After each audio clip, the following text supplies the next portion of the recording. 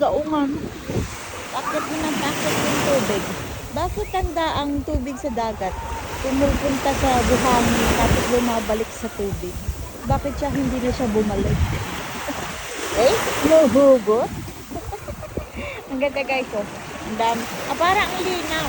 Ang linaw ng ano, oh. Ayun, oh. Nangunguha si kulit ng seashells. Seashells. Ay! Oh. Wow, look, I found this cool oyster fish. Oh.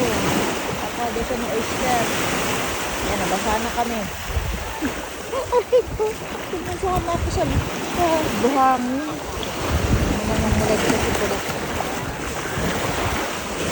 Ay, meron ako lobster. Nakita na ako. Look like doon sa lobster. Ay! Lakas ng araw, guys. Enjoy lang kami dito. Enjoy din kayo dyan. Happy Monday.